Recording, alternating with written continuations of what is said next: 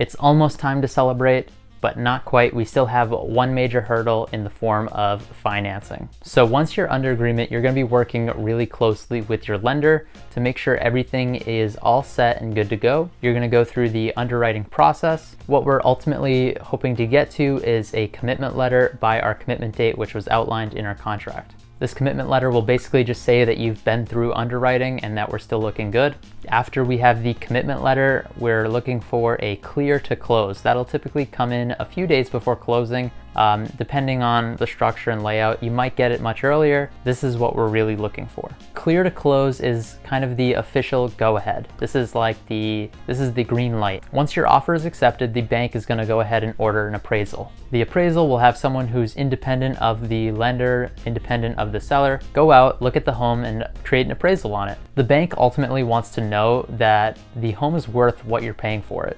They're not going to want to lend you hundreds of thousands of dollars if they think you overpaid for the home, so that's why they get it appraised. In the past few years where the real estate market has been really crazy and many homes were going well over asking price, it was really common to see appraisals come in well below the agreed upon sale price. In the event that a home appraises below the agreed upon sale price, the bank will just simply not lend you that amount of money for that purchase price. They're going to want you to either bring the cash to cover the difference, or you could consider having the seller come down in price, or maybe somewhere in the middle where you bring a certain amount of cash and the seller comes down a little bit. So let's do an example here.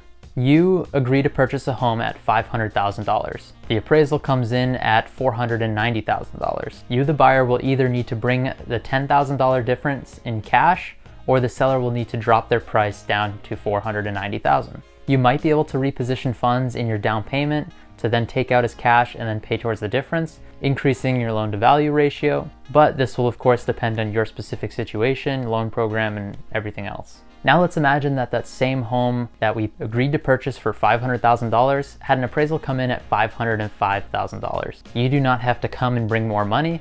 That just means that you did well on your purchase by about $5,000. Moving on from the appraisal, the lender will be constantly in contact with you throughout this process as they work on underwriting the loan. They're going to be doing all of the numbers, all of the back end, making sure your debt to income is good, making sure your income's what you said it was, checking your credit. They're going to be doing all of this to make sure that you can actually pay for the loan that they're prepared to give you. This is a really important stage to not do anything that could impact your financing. This includes opening new lines of credit, making any big purchases, or really doing anything major from when you were pre-approved. If you were to lose your job, that could also impact your ability to get financing for obvious reasons. Let's jump ahead and assume that everything goes to plan and everything works out. Your lender will reach out with a commitment letter, basically saying that you've undergone underwriting and you're almost good to go. Once all of the loose ends are tied, your lender will notify you that you are clear to close. This is the first time in the process that I would say it's okay to celebrate just a little. You'll receive a closing disclosure from your lender with all of your terms of the loan. This will have your monthly payment, your interest rate, your down payment. It should also give you an idea on how much you'll have due at closing. This includes all of your closing costs. Make sure everything in there checks out, everything is good. Make sure your interest rate, monthly payment, everything is what you thought it would be. It shouldn't be too different from what they originally told you, so just make sure that everything checks out. The lender will then schedule a time and place for the closing. The date was already set ahead of time, but now that everything is good to go, we're clear to close, the loan is ready to go through. Now we can actually close on this home.